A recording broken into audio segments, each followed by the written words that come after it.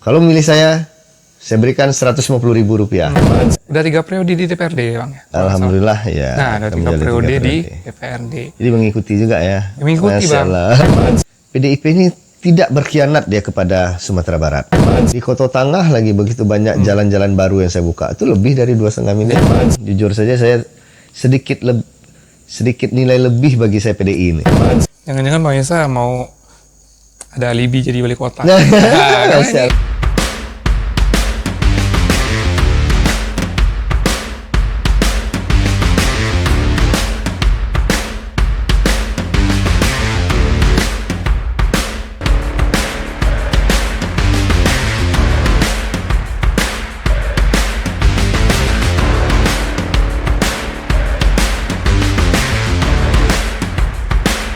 Assalamualaikum warahmatullahi wabarakatuh.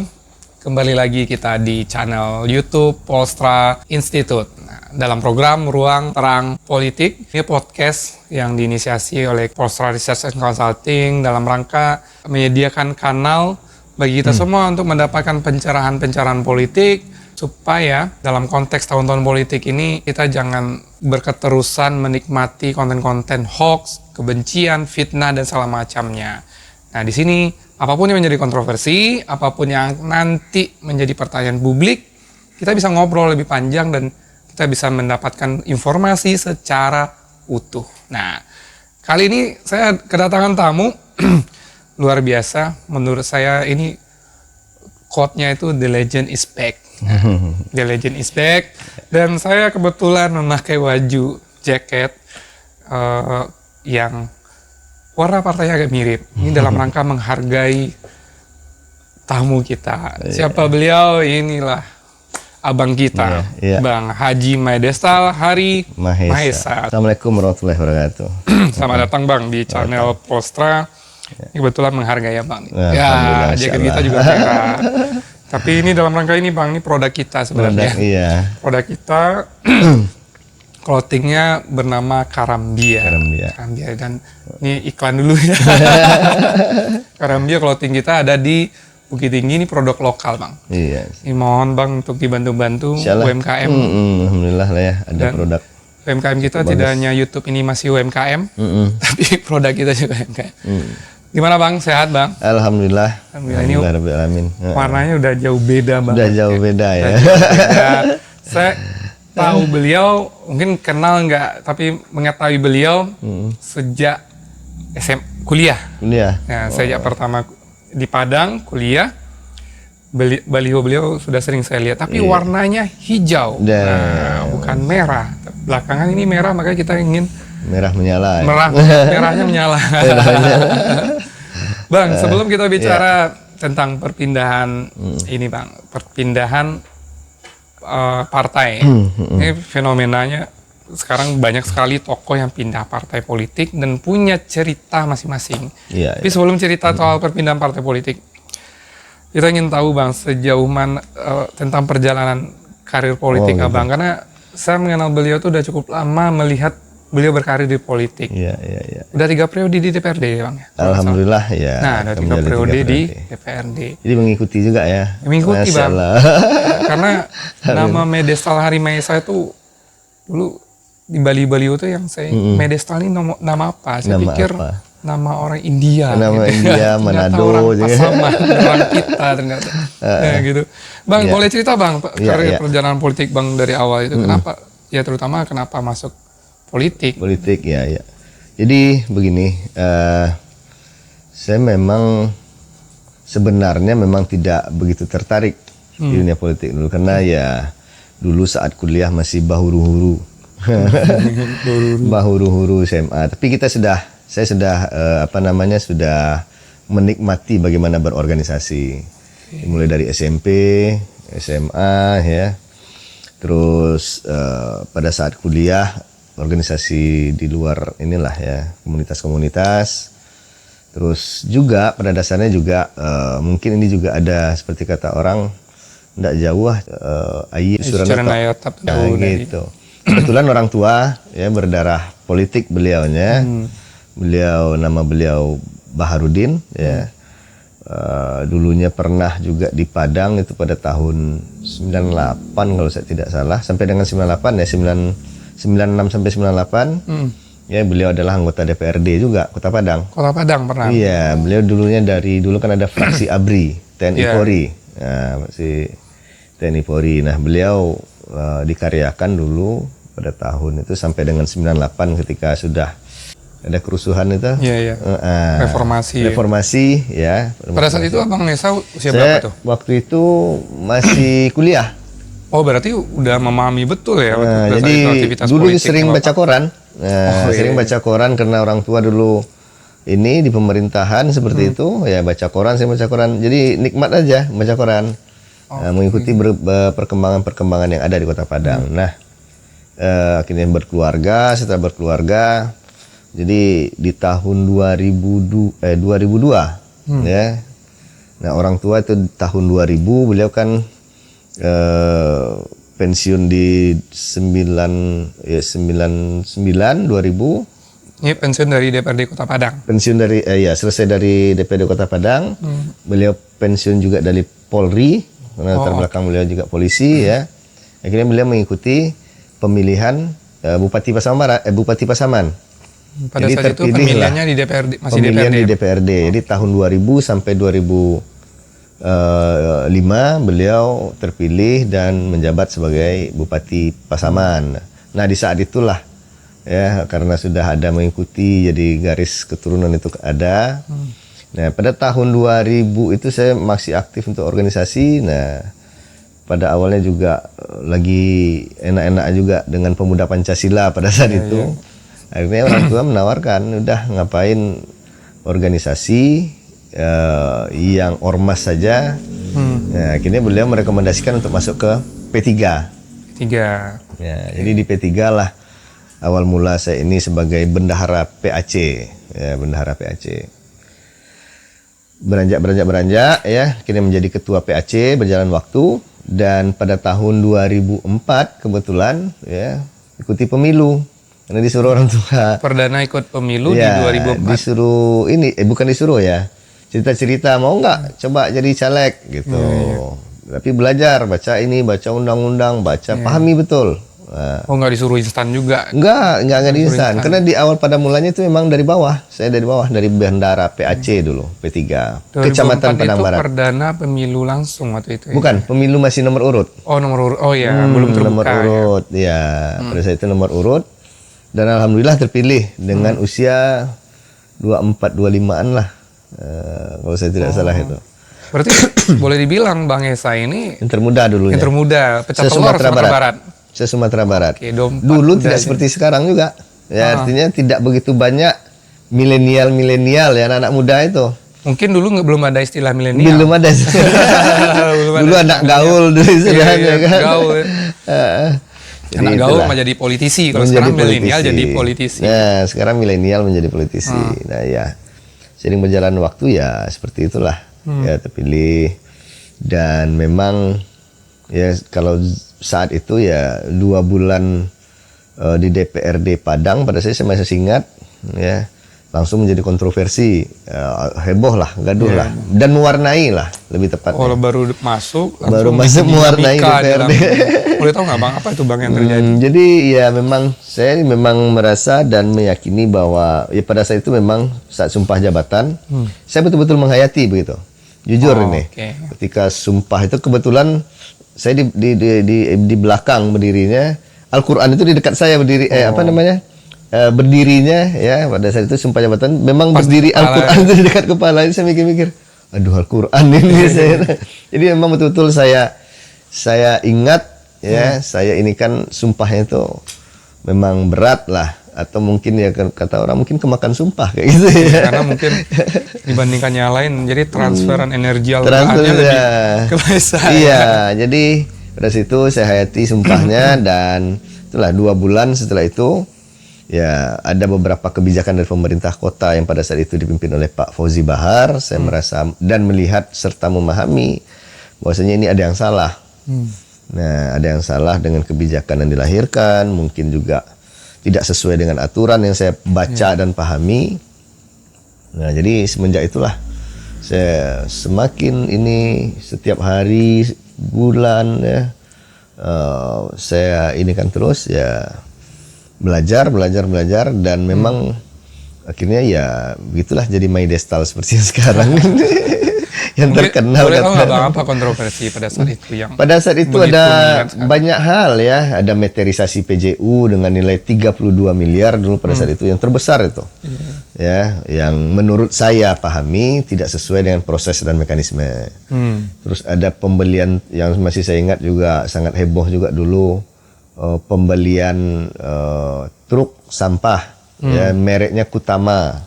Yang pada saya ini itu zaman Pak Fauzi Bahar. Zaman Pak Fauzi Bahar. Jadi Makanya. saya tidak pernah mendengar Kutama ini dari mana. Ya, ternyata setelah saya lihat memang truk itu acak-acakan aja modelnya. Ya, Dan hanya mereknya. bertahan itu 6 bulan. Nah itu terus ada lagi masalah SPR ya pada saat itu. Pembangunannya yang rasanya menurut saya tidak tepat di situ karena menghilangkan terminal yang alhamdulillah sampai sekarang ini kan juga nggak kelihatan terminal kita di mana kan. Dari Padang terminal paling luas loh Bang. Ya, paling luas, paling panjang Paling Sumatera. panjang 2 titik. Nah, dan terakhir juga kan sudah ada yang di Anak Iya ya, Ya, itu Anak belum Iya. berjalan maksimal juga. Ya. Nah, jadi itulah banyak hal sebenarnya ya yang pada saat itu saya kritisi pada saat itu. Bang Isa 3 periode. 3 Dua periode periode berjalan. zaman Wali Kota Fauzi Bahar. 2 periode zaman Pak Fauzi Bahar dan 1 periode zaman Pak Mahyeldi dengan Henry Septa. Bukan, dengan Pak M. Zalmi. Apa M. Zamil? Pak ya? M. Zalmi. Apa nih perbedaan dinamikanya Bang? Oh, banyak itu perbedaannya. Masih konsisten nih bikin kontroversi. Alhamdulillah Dewan. ya, alhamdulillah konsisten ya. Konsisten. Konsisten ya. Yang pertama juga yang sempat yang terakhir ya. Kalau zamannya Pak Mahyeldi antara lain kebijakan beliau tentang Basnas ya, sempat ini juga heboh juga, bahkan kita sempat melakukan menggalang untuk hak angket sama interpelasi. Ya, saya masih ingat. Nah, dan beberapa banyaknya kebijakan Pak Mahyeldi yang menurut saya menurut saya yang saya pahami ya yang kurang tepat itu aja. Menjabat di DPRD sampai periode 2019 2019 ikut peluang lagi. 2019 ke 2024 saya tidak mengikut ikut ke provinsi karena sudah 3 kali nih. Oh, coba naik kelas. Naik kelas karena atas perintah partai, ditugaskan partai, karena ngapain juga ada 3 kali kan gitu. Ya, ya. Dan kasihan juga melihat kader-kader pada saat itu kalau masih bertahan, mereka tidak berkembang dan Iya, tidak iya. ini saya ke provinsi. Dan alhamdulillah tidak terpilih karena banyak cobaan untuk P3 pada saat itu ya. Iya, iya. Antara lain adanya isu penista agama, Iya, ya P3 penista agama. Terakhir itu di ujung jalan pemilu kalau nggak salah P3 tuh sangat Ketumnya juga Ya. tertangkap ya, sangat Itu. itu luar biasa, jadi memang tiarap saya langsung. Karena Ketumnya tertangkap kenanya udah di ujung-ujung tipikor. pemilu, Bang. Di ujung pemilu 3 bulan kalau saya tidak salah, 2 bulan. Ya, jadi nggak nggak ruang sempat waktu lagi. untuk menjelaskan, menarik simpati kembali itu Betul. sangat pendek. Betul, dan dualisme P3 pada saat itu kan panjang juga, hampir 2-3 tahun pada saat itu. Iya, iya. Nah, itu Artinya ini berat. memang ya 2019 tuh disuruh naik kelas, terus dapat tantangan dinamika partai juga nggak menguntungkan waktu itu. Tidak ya. menguntungkan ya. Nah sekarang ini agak menurut saya juga lagi naik kelas nih. Naik kelas. Naik kelas pertarungannya. Lebih berat lagi ya. Kita mengatakan berat, determinasinya agak tinggi. Pindah partai dari partai yang berbasis Islam, Iya. hijau ke partai yang merah. Merah. PDIP. Betul, Nah, betul. Ini menurut saya kan determinasinya agak tinggi karena Iya. PDIP saat ini masih punya PR soal persepsi di Betul. Sumatera Barat. Ya. Betul. Kalau partai politik ini nggak ada yang menang kalah soal ini siapa yang berhasil mendapatkan membangun persepsi yang Betul. positif terhadap partai masing-masing. Betul, Dan betul. kebetulan PDIP kalah ada soal persepsi. Betul. Nah, sekarang Abang pindah. Iya, Menurut iya. saya ini kualitas tantangan pertarungannya naik kelas juga nih, Naik Pak. kelas, mudah-mudahan lah. Nah, jadi pertanyaannya nih, Pak. Saya rasa juga banyak publik yang nanya. Iya. Karena legenda parlemennya Kota Padang nih. Iya. Tiba-tiba muncul kembali pemilu dengan warna yang berbeda. Iya. Kenapa Bang? Pindah ke PDIP. Iya. Ya kalau boleh saya cerita ininya memang ya karena ada konflik internal lah pertama ya. Konflik internal di P3 yang menurut pemahaman saya juga ya, dan ini memang terjadi ketika saya sudah menang di Muscap P3. Nah, ketua DPW Pak Haryadi ya, merekomendasikan nama yang berbeda. Ini menurut saya ya. Kalau menurut beliau ya itu hak anaknya, ya, calon anaknya. Jadi beliau merekomendasikan Niki Haryona anak beliau ya untuk keluarkan dan menjadi ketua P3 Kota Padang. Nah, di sisi lain hasil Muscap ya itu sudah ini tentunya saya yang menjadi ketua P3. Nah, beranjak waktu itu ada kalau nggak salah sampai 6 kali pergantian SK. 5 sampai 6 kali pergantian SK. 5 kali. Nah, 5 kali SK. direkomendasikan saya yang keluar gitu kan. Direkomendasikan DPW berbeda anak beliau. Akhirnya saya ini kan urus ke pusat, akhirnya dan berikan referen akhirnya keluar nama saya Maidestal. Nah, setelah itu beliau gugat ya, berikan masukan ke DPP, SK saya diganti ya dengan salah seorang anggota DPRD kita dari P3. Nah, saya gugat ke mahkamah, keluar lagi nama saya, akhirnya menang lagi gitu. Jadi sempat itu beberapa kali. Dan terakhir saya mikir-mikir sendiri, ngapain juga ribut-ribut ya, bikin pusing juga, ngabisin waktu lagi segala macam. Ya udah, akhirnya udahlah, ambillah. Uruslah P3, saya keluar.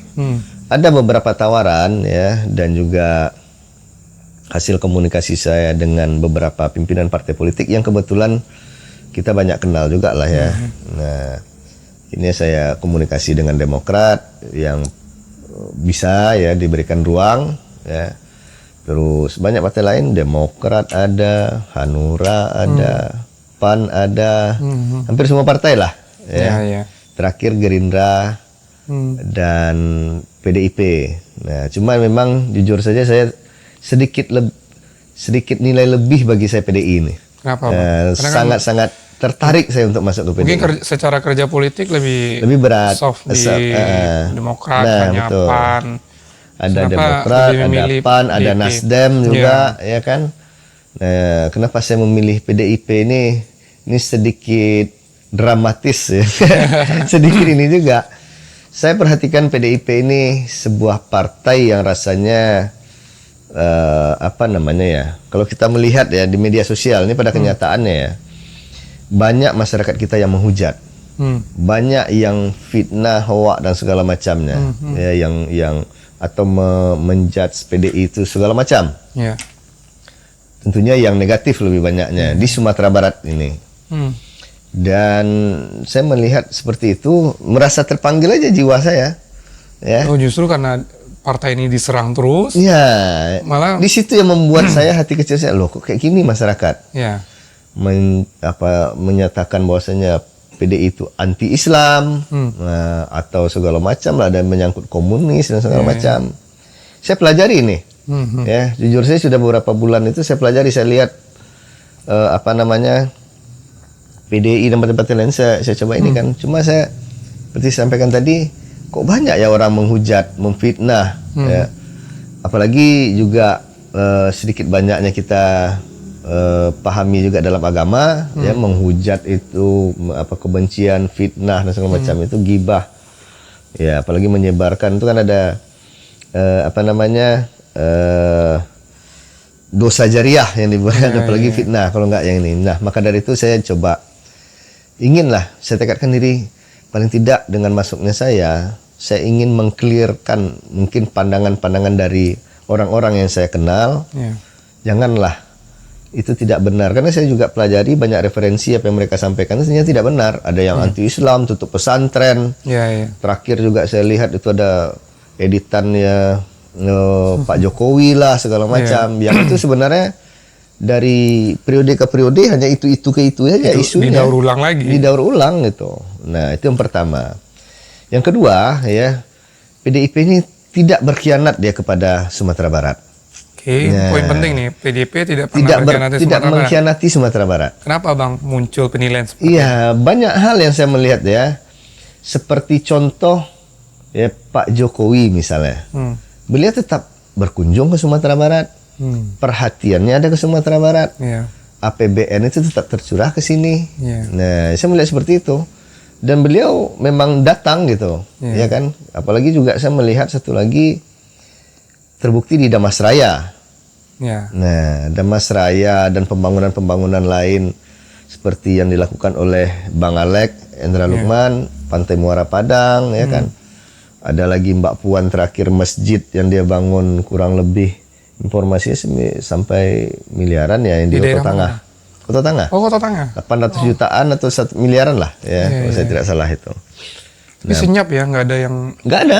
Nah, itu tetap ininya. berbuat, gitu. Nah, jadi di Damasraya juga ya bupati termuda umur 24 tahun sudah jadi bupati, sekarang periode kedua sudah 34 tahun.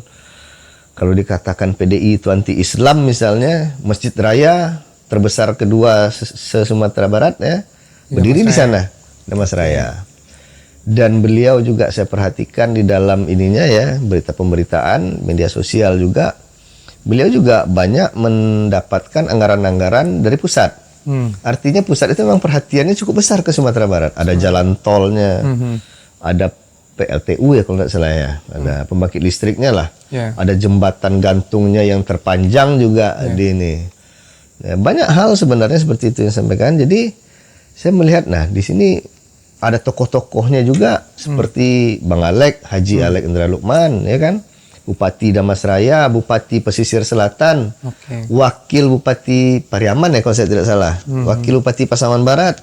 Dan itu bekerja untuk Sumatera Barat. Untuk Sumatera Barat dan tidak ada yang sampai dengan kemarin itu saya melihat tidak ada yang anti Islam. Bapak Jenderal Fahrizal mantan Kapolda yang terakhir ya kan. Terus ada Bang Samsul Bahri yang sudah sekian periode di PDI. Ya Pak Fahrizal kalau ini Partai Komunis. Nah tentu beliau Jenderal Polisi mantan Jenderal Kapolda. Polisi. Nah jadi banyak hal makanya yang membuat saya tertarik untuk masuk PDI ya. Apalagi belakangan saya juga mendengarkan banyaknya curahan-curahan APBN itu ke Sumatera Barat. Bantuan bedah rumah yang dilakukan oleh Bang Haji Alek. Menggait dana-dana pusat itu untuk beasiswa ya, itu dari Mbak Puan. Informasinya karena Bang Alek ini dekat dengan Mbak Puan gitu kan, Ibu Puan. Ya makanya jadi saya melihat, nah inginlah bagaimana melihat memang PDIP ini rasanya ya perlu juga lah.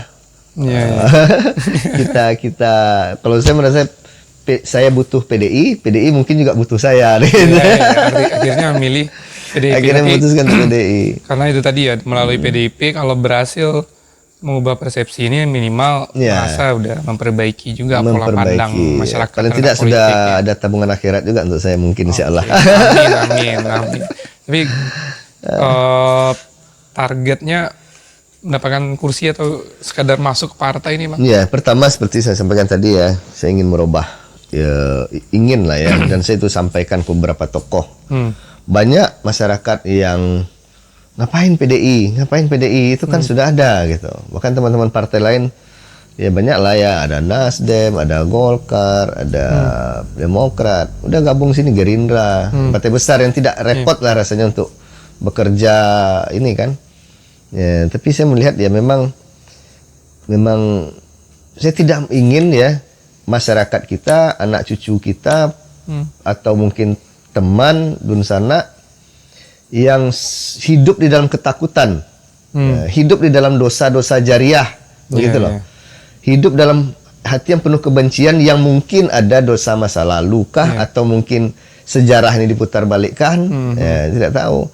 Apalagi saya juga melihat baca-baca sejarah itu ibunya Megawati, ya Ibu Fatmawati yang menjahit bendera ini kan cuma tahunya seperti itu. Ternyata orang Sumatera Barat, orang pesisir selatan kalau saya tidak salah. Kebetulan merantau ke Bengkulu. Ibu kandungnya, di sejarah dicatatnya sampai Bengkulu aja. Sampai Bengkulu saja. Nggak diceritakan sebelumnya ternyata orang. Padahal pesisir. Nah, Ibu Megawati gitu kan. Mhm. Dan saya dengar-dengar lagi bahwasanya ya beliau ada Caniago atau apa sukunya, Sukuannya, gitu. ya. Kesukuannya. Nah, jadi apa namanya ya tertarik di situ gitu loh. Tertarik. Tidak mungkin lah, masa ia bundokan doang kita anti Islam seperti yang didengar-dengungkan segala macam editan-editan berita-berita seperti itu. Tapi memang kalau pandangan kita gini Bang, kondisi masyarakat kita ini tidak terlepas dari ini semacam legacy dari pemilu 2014 dan 2019 yang cukup kuat ininya polarisasinya. Jadi isu yang berkaitan dengan kubunya Pak Jokowi, apapun itu yang membuat potensi persepsi yang positif, itu memang dihajar betul. Saya masih ingat. Dan hebatnya PDIP itu, ini hebatnya menurut saya, mereka tidak membalas loh di Sumatera Barat. Oke. Ya, dari itu saya perhatikan ini, tidak ada satupun apakah ininya kader-kadernya yang menyatakan, hei kalian itu salah atau mungkin melakukan perlawanan Terhadap Sumatera Barat. Apakah orang yang menyampaikan ini tidak ada, diam saja. Iya. Nah, apakah mereka ini orang-orang yang sabar? Karena kita lihat dulu ya, sejak ya karena polarisasi yang kuat itu, bahkan tokoh intelektual Islam yang berasal dari Sumatera Barat, almarhum Prof. Safi Ma'arif itu betul-betul dihajar habis-habisan. Padahal pada saat itu ya kita melihat ini dilema banget ya cara berpikirnya. Sumatera Barat rindu tokoh nasional, tokoh Sumatera Minang yang berkecimpung di nasional. Tapi ketika ada sosok-sosok yang harus dibanggakan, ada beberapa kekuatan yang sengaja kan mereproduksi untuk membenci. Betul. Nah, begitu juga saya. Yang saya alami. Ikut ya? Saya alami ya, banyaklah fitnah, gunjing segala macam. Bahkan ada yang bilang 2019. Bahkan karena P3 dukung Pak Jokowi. Iya, jadi dikatakan penista agama lah, ini sudah murtad lah segala macam lah. Tapi bagi saya sudah menang di awal. Belum lagi difitnah pemilu. Karena berdosa. Ya, seperti saya sudah menang dari awal, saya bilang. Kenapa? Ya, orang memfitnah, menggunjing, ya kan, menggibah. Nah, itu urusannya langsung sama saya loh, saya bilang. Kalau tidak minta maaf, ya ini kata Ustadz, ya tercatat, ya urusannya sampai di akhirat. Nah, coba bayangkan ketika ada tokoh-tokoh Pak Jokowi mungkin atau Bu Mega difitnah, ya kan, urusan sampai ke akhirat, kasihan. Ya kan, dosanya ini, apalagi menyebar-nyebarkan seperti itu. Itu fenomena post-truth itu yang berbahaya itu di sana. Sesalah-salahnya politisi yang didukung dia tetap benar. Ya, gitu. Fenomena Jadi post-truth begitu kuat. Memang apa namanya ya? Saya melihat di kalau saya masuk ke PD ini memang suatu tantangan, suatu hal yang luar biasa bagi saya, dan alhamdulillah sekali lagi ininya ketika masuk saya diterima oleh PDIP melalui beberapa tokoh PDIP ya.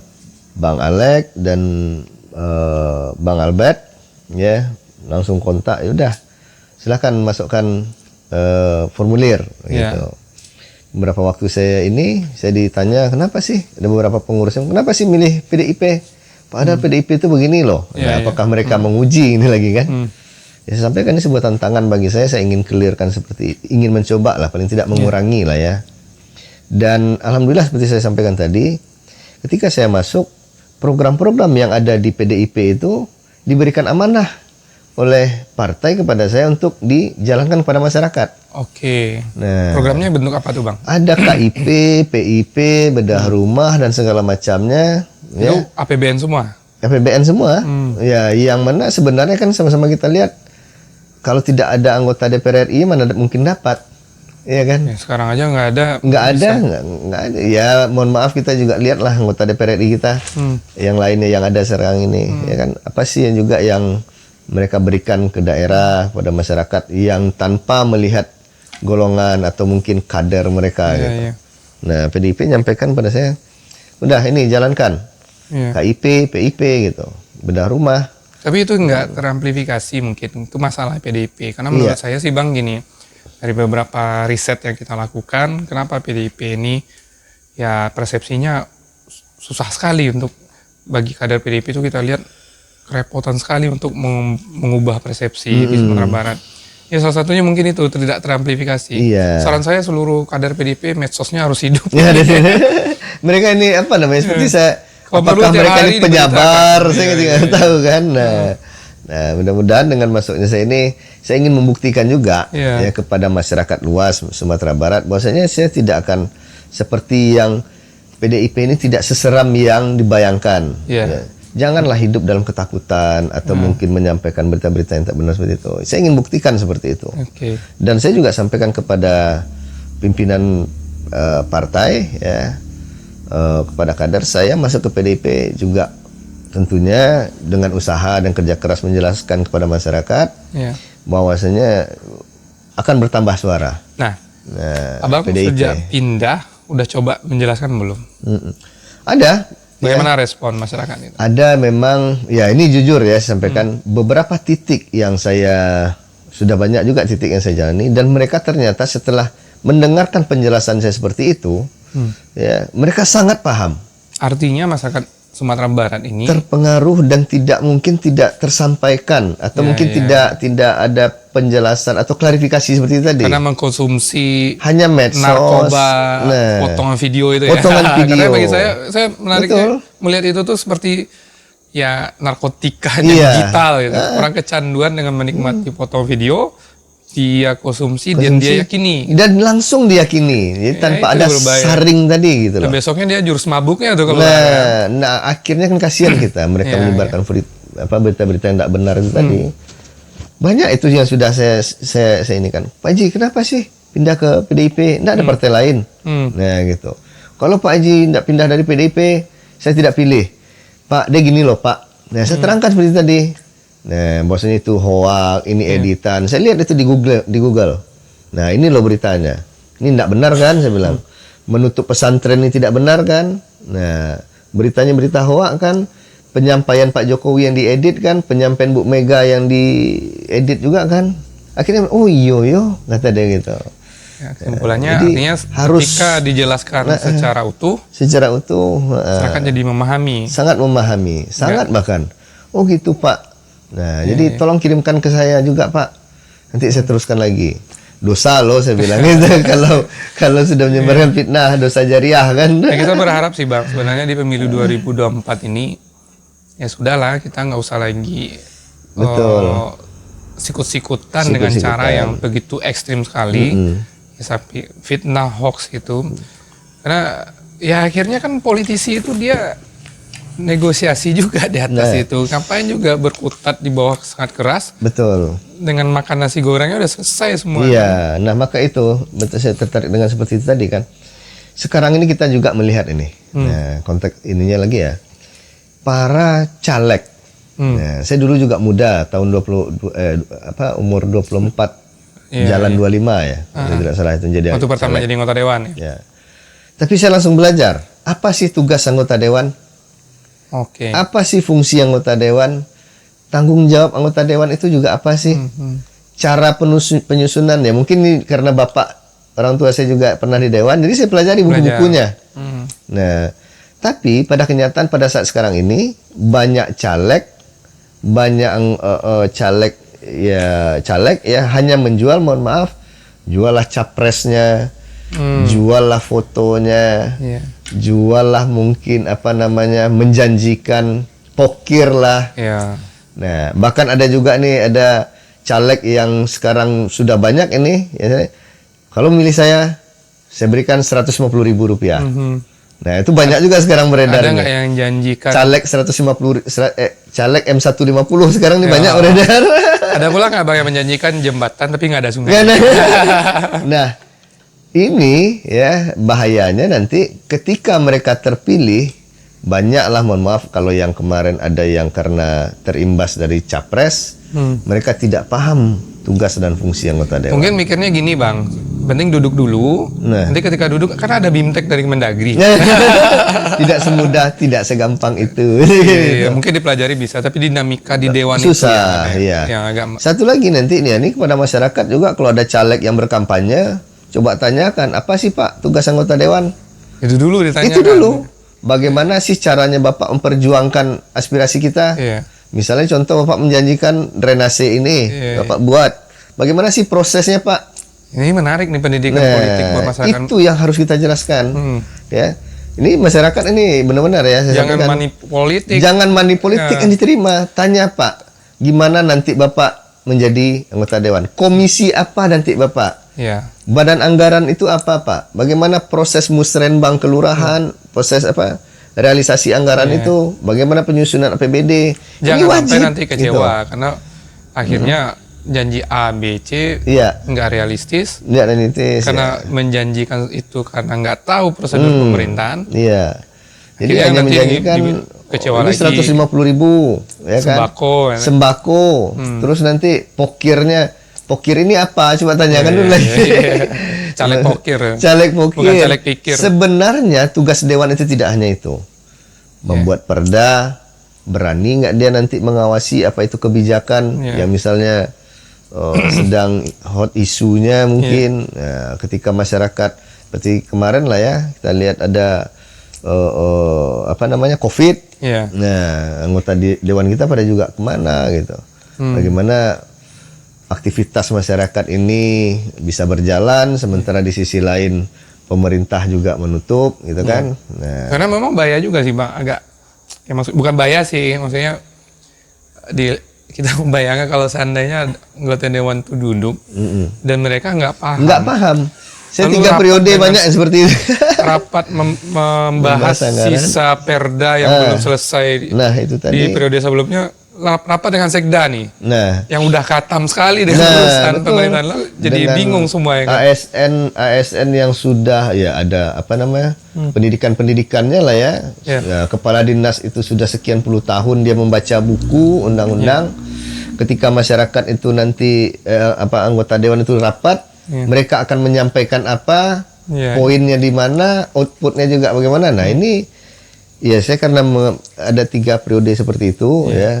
Jadi perlulah rasanya ya lihat-lihatlah anggota dewan. Makanya kita berharap ini juga kita titip aspirasi nih ke Bang Esa, kalau bisa ini disampaikan ke partainya. Ini juga untuk partai politik yang lain.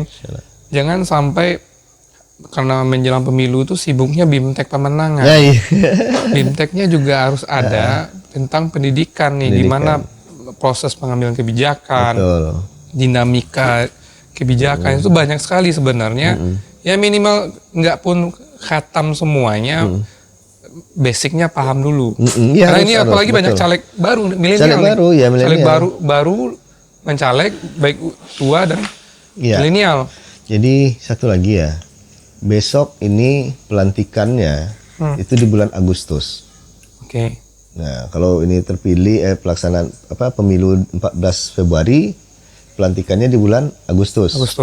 Itu sudah mulai untuk anggaran perubahan loh. Nah, apalagi sekarang ini sistem kalau sekarang planning. Nah, jadi sudah secara online. Nah, apakah ini teman-teman kita caleg ini memahami prosesnya? Sementara janjinya pada saat kampanye, saya kalau duduk nanti saya akan berikan bantuan ini. Saya yang khawatirnya caleg di dalam rapat nanti juga akan apa yang mau disampaikan begitu. Saya malah khawatirnya caleg yang nggak paham prosedur pemerintahan sama macam proses pengambilan kebijakan baru duduk langsung ini Bang marah-marah. Takutnya nanti yang dimarahin nggak paham. Dia sendiri nggak paham. Banyak gitu. Itu kemarin itu banyak itu yang seperti itu. Banyak itu. Sekarang kan kalau udah nggak paham, marah-marah, viral, nah ini bahaya ini. Ya kan? Apalagi dengan tekanan masyarakat, mana Pak janjinya kan udah duduk gitu kan. Ya kita kalau saya pribadi sih Bang, kami berharap partai politik mau untuk melakukan itu. Jangan hanya BIMTEK pemenangan lah, bagaimana manajemen relawan segala macam, jangan itu aja. Diimbangi dengan pengetahuan proses pengambilan kebijakan. Karena ini ya itu tadi contoh kasusnya Agustus nanti itu udah anggaran perubahan. Anggaran perubahan ya. Biasanya sudah seperti itu ya. Baik Bang, ini sekarang kita bicara Copras-Capres. Nah, ini PDIP dukungnya sudah fix nih Pak Ganjar. Kadernya sendiri. Nah, lagi-lagi nih Bang, bicara tantangan di Sumatera Barat khususnya Kota Padang. Kalau tadi kan bicara tentang tantangan abang secara pribadi nih. Nah, untuk Pak Ganjar sini, peluang menurutnya Bang, peluangnya seperti apa di Kota Padang maupun Sumatera Barat? Jadi kalau Pak Ganjar ini kan memang ya kita tentunya kita di daerah ini hanya menjalin sami'na wa ta'na, apa keputusan di pusat ya. Iya. Nah, kebetulan alhamdulillah sudah diputuskan Pak Ganjar dan didukung oleh beberapa partai politik ya. Termasuk partai termasuk mantan partai. mantan partai, terus Hanura juga kalau saya tidak salah ya. Terus ada lagi apa ya? Perindo. Iya, Perindo. Dan bisa jadi ini ada tambahan beberapa partai politik yang saya tidak tahu ya, tapi hanya mengikuti di media. Karena masih lama nih sampai masih 25 lama, Oktober. Iya. Bisa jadi ini isu terakhir juga, bisa jadi pasangan dengan Pak Prabowo katanya lagi. Ya itu kan urusan pusat lah. Betul. Nah, kita hanya menjalani di sini. Ya, akan tapi peluangnya Pak Ganjar di sini pada saat sekarang ini memang ya Sumatera Barat ya dengan masih butuh kerja keras lah ya. Masih butuh kerja keras ya. Kalau sekarang ini ada beberapa calon itu, tapi semuanya kan belum pasti gitu loh. Yang pasti untuk bisa dicalonkan itu berdiri sini adalah PDIP. Yang sudah pasti dan bisa diusung. Nah, kalau kita melihat pasangan lain, wakil belum ada, Bang. Ya artinya sudah bisa ini ya. Ya, yang penting sudah bisa. Kan tinggal sekarang ini partai kalau pengurus pusat ini kalau saya tidak salah ini tinggal mencocokkan siapa sih yang lebih pantas gitu kan. Tapi artinya kita sudah partai PDIP sudah bisa mencalonkan dibandingkan dengan partai lain yang masih bisa tarik ulur mereka kan. Nah, kalau PDIP udah harga mati. Memang peluangnya kita memang harus kerja keras pada saat sekarang ini gitu. Iya. Tapi memang ini masih panjang lah karena masih diskusi elit politik itu selalu memberikan kejutan-kejutan. Nah, iya. Ini baru tanggal ya pas 1 bulan lagi, 1 bulan lagi menjelang hari terakhir pendaftaran. Kalau menurut kita nih Bang ya, analisa kita nih. Tapi secara nasional kita yakin bahwasanya PDIP itu jadi pemenang. Kalau nasional yakin ya, tapi kalau yakin. Sumbar kita butuh kerja keras. Lebih yakin nggak lebih dari Pak Jokowi gimana? Saya yakin itu. Ya artinya kalau Pak Ganjar ini punya daya tarik tersendiri. Beliau juga orang yang sangat memahami, ini penilaian saya ya. Dan banyak pihak menyampaikan beliau itu memang juga mulai dari bawah sama kayak Pak Jokowi. Pak Jokowi dari wali kota ya kan, terus gubernur. Nah, Pak Ganjar pernah menjadi anggota perwakilan rakyat ya, dan itu beliau sangat memahami. Saya melihat diri ininya ya, beberapa seperti di UGM kemarin penjelasannya tidak banyak beretorika. Beliau ceplas-ceplos apa adanya, ini begini gitu loh.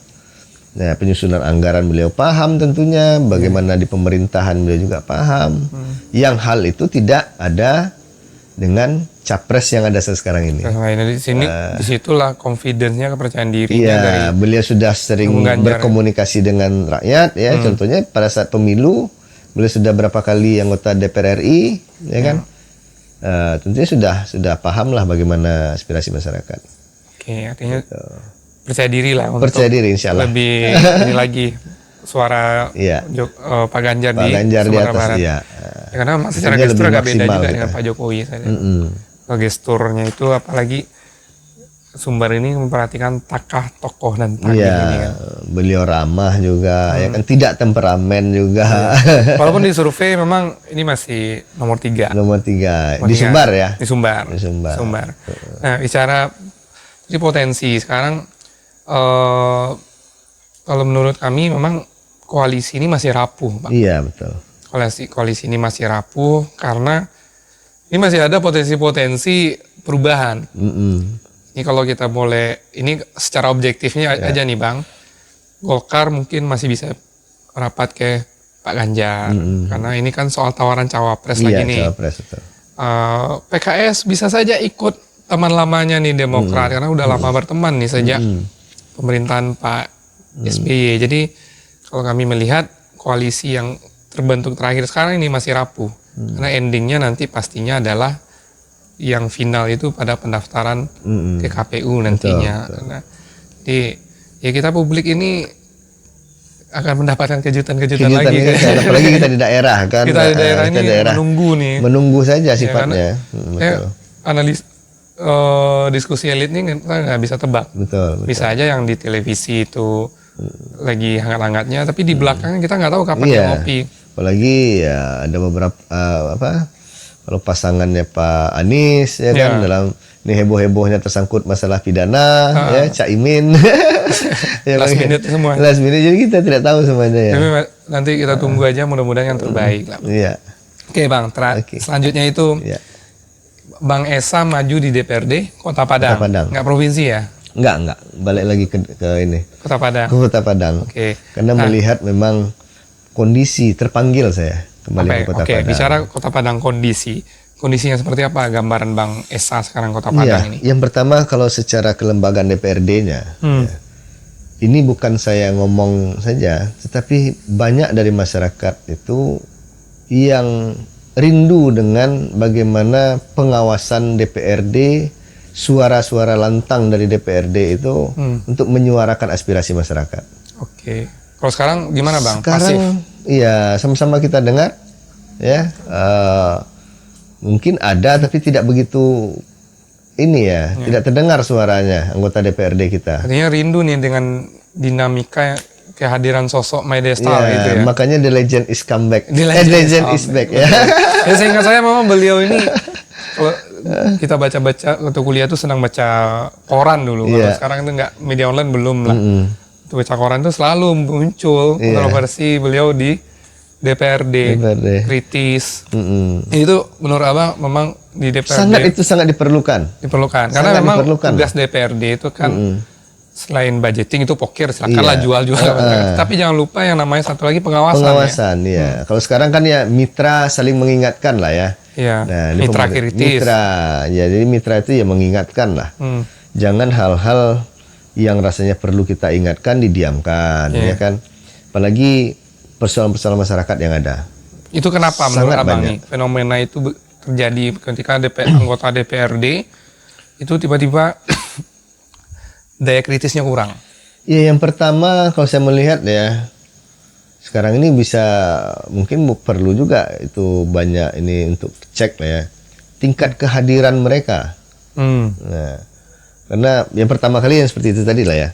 Ketika kita memilih, ketika pemilu kita hanya melihat ini, oh dia partai itu pendukung capres A. Betul ya. Nah, ini partai pendukung Prabowo. Kita pilih Prabowo, partai pendukung Prabowo. Nah, itu isu itu kemarin kan sangat kencang itu. Ini Kalau realitanya. itu haram. Ini partai pendukung Jokowi, penista agama, jangan kita pilih, haram. Iya. Jangan disolatkan. Jadinya Jangan lupa dengan hal-hal hal-hal teknis. yang sebenarnya kita di DPR ini tidak ada hubungan di sana. Iya. Ketika ada Makanya- persoalan masyarakat, ya berurusan kita dengan anggota DPRD. Makanya gitu. Prabowo tahu dengan anggota DPRD Kota Padang. Gitu. Iya. Makanya Anies tahu dengan DPRD Kota Padang. Nah, itu pertama. Jadi banyaklah teman-teman kita yang sekarang ini kan masyarakat kita terpengaruh dengan itu. Akhirnya ya udah mereka terpengaruh dengan isu dan kampanye yang seperti itu. Nah, akhirnya rame-rame lah memilih pendukung partai capres A gitu Tidak kan. memperhatikan kapasitas. Tidak memperhatikan siapa orangnya, bagaimana SDM-nya, mampu nggak dia, ya kan. Terus satu lagi lantang dia untuk bersuara, apa yang paham nggak dia bagaimana itu tugas kedewanan. Iya, iya. Bahkan juga yang penting juga ada angpaunya lah. Terus ada paketnya lah, ada duitnya. Nah, itu mempengaruhi. Nah, akibatnya ya seperti sekarang. Anggota dewan itu banyak masalah di masyarakat yang tidak tersampaikan, tidak terperjuangkan dengan baik. dan cenderung main aman. Cenderung main aman. Nah, berikutnya seperti tadi disampaikan banyak Pengaruh sekarang.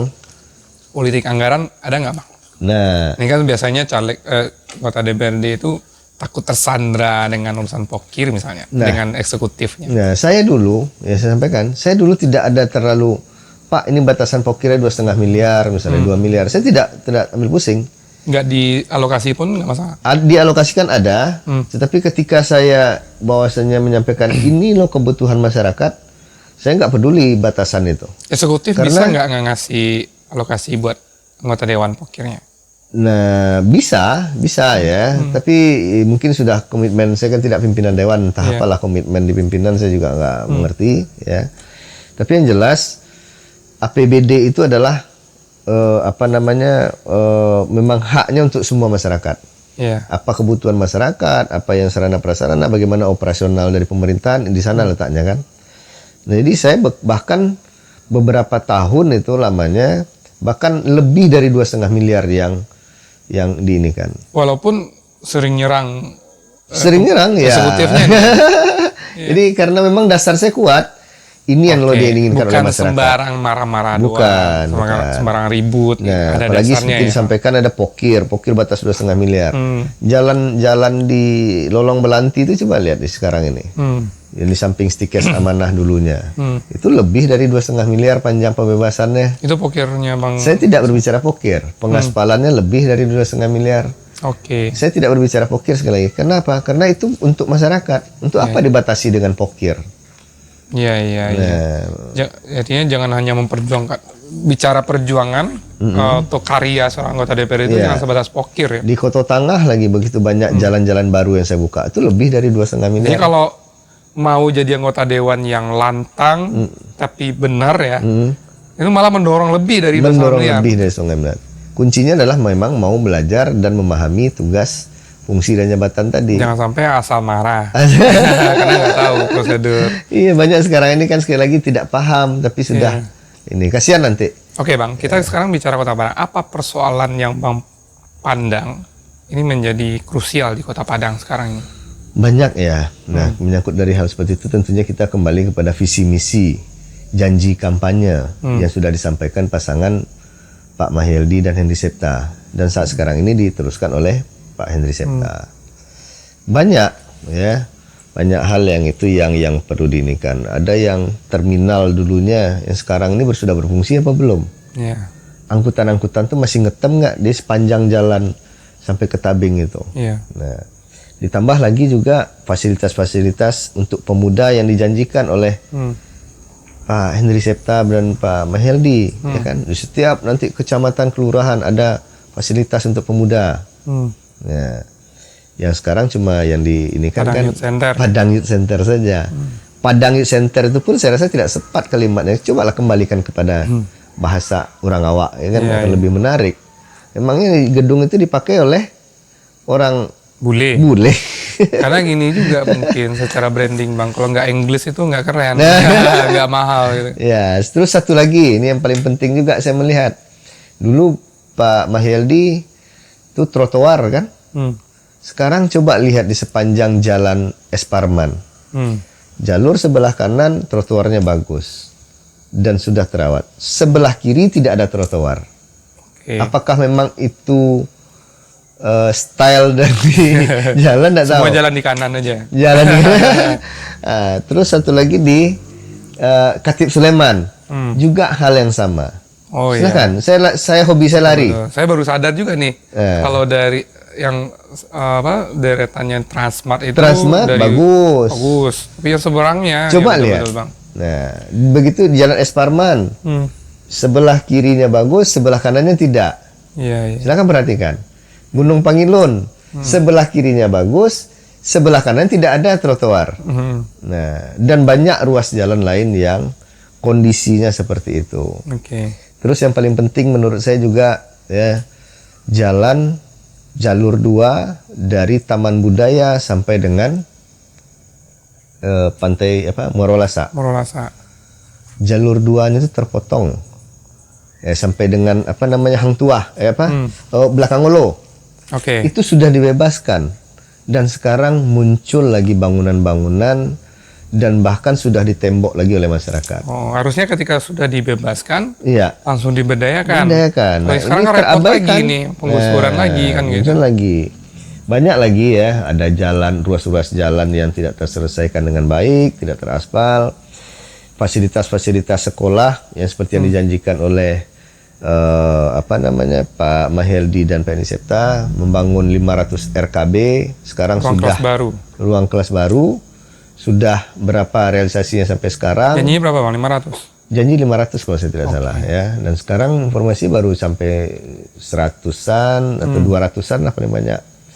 Tapi mudah-mudahan sampailah ya, karena ini Desember ini sudah tercapai atau belum. ya kan? Terus ada lagi wirausaha baru, bagaimana? Ya. Penataan kota juga bagaimana, ya kan? Banyak yang tidak pada tempatnya, ya bangunan-bangunan. Terus satu lagi juga perizinan reklame dan segala macamnya juga bagaimana, PAD ini sudah sampai berapa. Jadi banyak hal yang tidak tersuarakan dengan baik oleh anggota DPRD. Justru saya tertarik dengan kehadiran wakil wali kota sekarang nih, Bang. Nah, iya. Ini ya terakhir ini. Untung saja beliau tidak jomblo kan sekarang Iya, ini. penggusuran di kawasan Taplau itu Taplau, kan. Ini ya. sudah berapa kali saya lihat Pemko melakukan penggusuran, itu konfliknya sangat keras. Tidak sedikit juga Pol PP, petugas kita itu yang ya terluka. Tapi ketika penggusuran terakhir, yang Pak Wakil Wali Kota yang langsung turun tangan ke lapangan itu soft sekali. Soft sekali ya. Beliau ini ya memang saya nggak terlalu. Ya sepertinya ada sentuhan peran wakilnya jadi signifikan. Ya, kita melihat seperti itu ya, dan apalagi ya memang udah Henry Septa ini ya turun ke bawah, tetapi terkadang komunikasinya, cara komunikasi mungkin ya. Nah, berbanding terbalik dengan Pak Bang Ekos, ya, beliau memang cara komunikasinya mungkin menyentuh kepada masyarakat. Nah, sekarang tinggal bagaimana merealisasikan apa yang mungkin relokasinya bagaimana. Itu saja lagi. Itu waktunya juga pendek, mudah-mudahan cepat selesai. Iya, Desember ya. Ini warning juga nih, Desember akan ada penjabat ya. Ya, habis PJ. masa jabatan PJ ya. PJ. PJ. Nah, sekarang kita bicara Bang. Bang sebagai yang caleg politisi di pemilu 2024 menawarkan diri kepada masyarakat. Kira-kira apa fokus Abang yang Abang ingin perjuangkan beranjak dari kondisi Kota Padang yang sudah kita bahas barusan?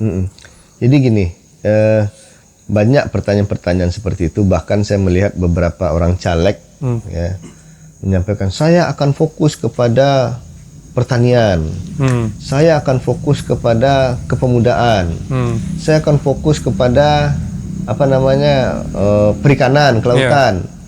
Nah, bagi saya fokus kepada semuanya. Semuanya. Tapi tergantung kembali kita komisi mana kita. Nah, ketika kita ditempatkan di komisi B, komisi 2, ya tentu bidang-bidangnya harus tahu. Nah, itu tadi paham kita dulu. Ya, apa yang akan kita ini kan. Saya sedikit inilah ya. Ketika kita fokus ke ke pertanian misalnya, lahan pertanian kita juga bagaimana? Sementara nanti pengaduan-pengaduan masyarakat itu juga banyak ragamnya. Ya, seperti ada aksi di Pantai Padang misalnya. Nah, kita tentu kan programnya akan ini nantinya gitu. Tidak bisa, kalau menurut saya ya, itu akan sulit kita bisa fokus kepada hanya satu isu saja. Kita harus melihat juga bagaimana perkembangan dan memang waktunya ya sesuai dengan ininya saja nanti yang ada. Tinggal lagi bagaimana konsisten nggak kita ketika berada di komisi terkait itu, atau mungkin seperti disampaikan ada fokus ke sini, fokus pengawalannya juga bagaimana begitu. Nah, kalau bicara mau perhatikan semuanya, jangan-jangan Bang Yesa mau ada alibi jadi wali kota. Secara perjalanan pengalaman di Kota Padang juga udah cukup panjang kan. Tapi saya juga orangnya begini juga, saya nggak terlalu ambisi untuk mengejar. Saya harus ini cita-cita mungkin, atau niat mungkin. Atau mungkin ada beberapa tokoh atau orang keluarga yang menyampaikan ini, terahnya kan sudah ada, garisnya sudah ada, bapak mantan bupati, saya jadi saya ini. Ya kalau memang itu sudah digariskan dan dipermudah jalannya oleh Allah, ya kenapa tidak kita ini kan. Ya, yang penting yang jelas sekarang ini fokuslah dulu kepada DPRD. Kalau datang perintah dari Ibu, bisa jadi juga di Pasaman Barat, bisa jadi di Padang gitu ya. Untuk wakil bisa jadi kan. Iya, tapi lebih seru mana Bang? Jadi pemilihan daerah Kota Padang apa Pasaman Barat? Ya semuanya susah jawab. Tapi siap Bang, kalau ada perintah, ada permintaan jadi wali Kota Padang. Perintah ya. Ya kita lihat aja lah nanti dulu. Nggak bisa jawab sekarang. Nggak bisa jawab ya. Kalau memang itu amanah atau memang ada perintah, ya dengan pengalaman yang ada ya, apalagi masyarakat juga mendorong, nantilah kita cobain ya dulu. Jalani dulu sebagai anggota Dan jelas amanahnya sekarang yang dicari adalah jadi caleg. Perintah caleg. partainya seperti itu. Ya. Tapi kalau seandainya duduk, partai menarik, Partai menarik ya, Dan ya mau tidak maju mau wali kan. kota kan? Nah, mau tidak mau wali kota atau wakil wali kota ya kan. iya. Tapi ya, kalau kita lihat lah. ada permintaan, siap ya Bang? Insya Allah lah ya, kalau Ya. sekali lagi Insya Allah kalau memang partai memang menginginkan, ya paling tidak wakil lah dulu mungkin ya kan. Tidak muluk-muluk kita. Banyak orang ya belum ada kemampuan mungkin, pengalaman, Ya. udah langsung jadi wali kota, jadi gubernur ya kan. Inilah belajar dulu. Baik, Bang Esa, terima kasih sudah datang Bang. Obrolannya cukup panjang. Ya mudah-mudahan apapun niat baik Bang Esa, kita doakan Insyaallah, amin. itu Terima kasih. terrealisasi dan dimudahkan oleh Allah Subhanahu wa taala, Bang. Amin, amin. Sukses, Amin. Bang, dalam Terima kasih. perjuangannya. Terima kasih. Amin, ya rabbal alamin ya. Ya, sampai di sana obrolan kita dengan Bang Haji Maidesa Ariesa, caleg DPRD Kota Padang. Dapil berapa, Bang? Dari PDIP nomor 8. Nomor 8. Nomor urut 8. butut, Bang. Sengaja ngambil bawah saya dapat. Ujung-ujung ya. Ujung-ujung ya, karena partai perintahnya di situ ya. Saya tidak minta nomor. Nggak bisa nomor Nggak nomor minta urut. nomor. Oke, Minta mantap. nomor. Dapil? Dapil Padang Utara, Dapil 6, Dapil ya, 6. kecamatannya Padang Utara, Padang Barat, dan Nanggalo. Nanggalo ya. Yalah, Sudah selamat bagi berjuang. warga Padang Utara, Heeh. Padang Barat, Barat dan Nanggalo. Kecamatan Nanggalo. Nah, Mohon doa restunya. Honoris. Dan uji beliau ini Iya. masih fresh nggak dengan Masih fresh. urusan pemerintahan? Iya, insyaallah. Oke, baik. Sampai ketemu lagi di pembahasan selanjutnya, dan jangan lupa untuk subscribe channel kami, dukung kami untuk bisa memberikan ruang-ruang terang bagi dinamika politik di Sumatera Barat dan Indonesia umumnya. Sampai ketemu lagi. Assalamualaikum warahmatullahi wabarakatuh. Waalaikumsalam warahmatullahi wabarakatuh. Terima kasih, Bang. Terima kasih. Terima kasih.